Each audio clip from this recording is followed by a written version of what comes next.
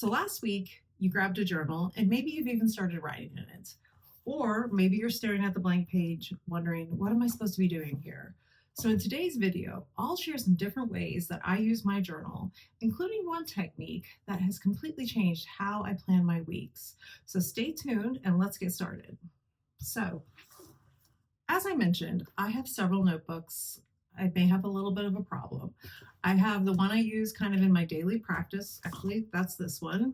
And then I use another one for when I'm getting coached. And I have my YouTube channel notebook and a gratitude journal that I use at night. The one I want to talk about today, though, is the one I use kind of in my morning practice and the different prompts I use, because this is the one I probably rely the most on as a mental health tool. So every morning, once I've got my cup of coffee and my cat fed, I sit down with my notebook and I do what's called a thought download. And really all that is kind of writing down the thoughts that I'm having that morning and having a look at them. I really try to do this without censoring them as I go. I'm just writing down what I'm feeling, what I'm thinking, how my morning's going so far.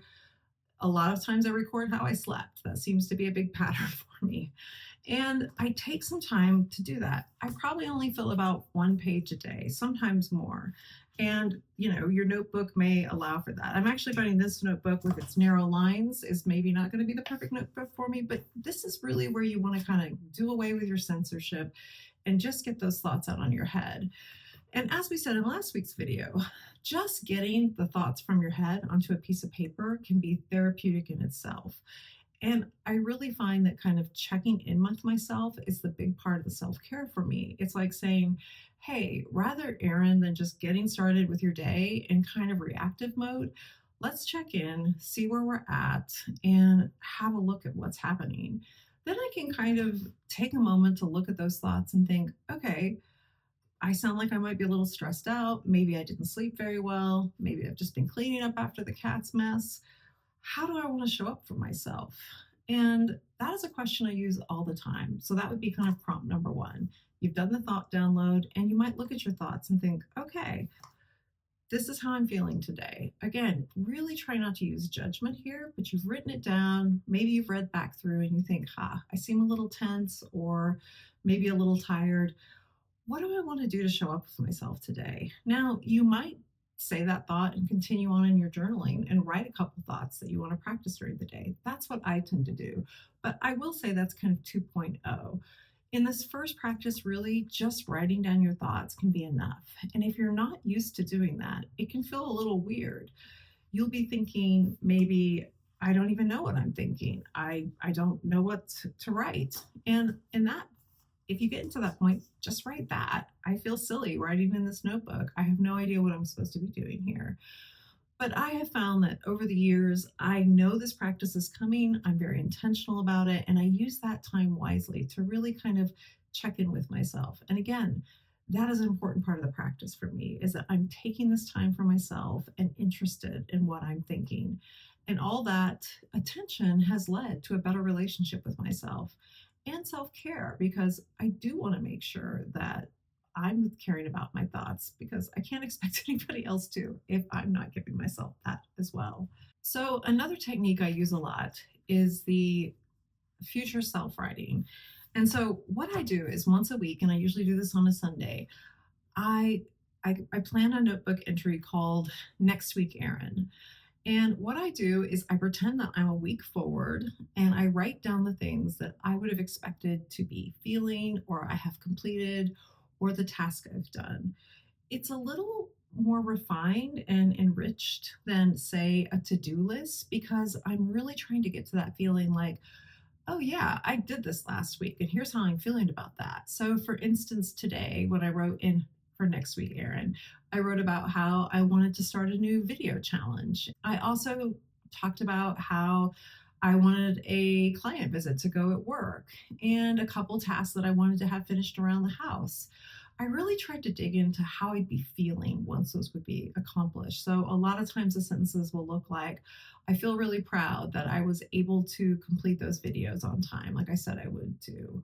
Or I'm really excited that the client visit went really well and it looks like they're going to sign that agreement. And by doing that, not only do I kind of get into that place where I can imagine completing those things, I then use those tasks to sort of customize what I'm going to do that week. So when I sit down, and sometimes I do this on Monday morning or Sunday night, and kind of plan out my work task and my personal task, and I put these in a calendar. I'll maybe do another video on that at some point. I include the tasks that would have to make that next week goal happen. And this technique isn't just for the week. That's just kind of the cadence I found's really worked for me. You can do this, and I often do at the beginning of the year about what would next year Erin feel, or what would your self in 5 years feel, 10 years. It's kind of a crazy exercise because it really does put you in that place of thinking about that. So once I've gotten to the end of that following week, I will then look back to see, did I create the things that I said that next week Erin would do? And of course, sometimes I have, sometimes I haven't, or I'm somewhere in between. And so I'll look at that constructively and with compassion to say, well, what worked, what didn't, what do I need to tweak? I definitely do not use this time to talk about myself as a failure, but rather look for opportunities where I need to tweak something. So, for instance, last week I said I was going to go to the gym 3 times. Well, that didn't work out. But what I did find that I was able to work out at home a couple times a week. So when I'm looking at that assessment, I don't want to think of that as a failure, but rather be proud of myself that I figured out in real, at the time, something else I could do instead. So I have really enjoyed this. And if it sounds a little overwhelming, let me offer something that's kind of an in between stage. And I used to do this when I first started practicing this method, was just to do it kind of 10 minutes at a time, an hour at a time. So I would stop myself, or I might even write in my journal, what am I going to be doing at 7:30 in the morning? If it was say 6:30. So I might think to myself, well, I'll be dressed, I would have gone for a walk, and I'd have my second cup of coffee and be turning my computer for work. And I would kind of look back and check in. It got me into the habit of kind of planning ahead, kind of gauging how much I could actually get done, and of treating myself kindly when I didn't necessarily reach that point. It also helped me identify maybe some patterns of mine that I had that I might want to look at more carefully if I wasn't consistently meeting my goals, especially if I felt like they were fairly attainable. What I definitely didn't want to do is start making like really low level goals so that I could easily meet them, because I knew then I wasn't really giving it my all, wasn't kind of getting the most out of the experience.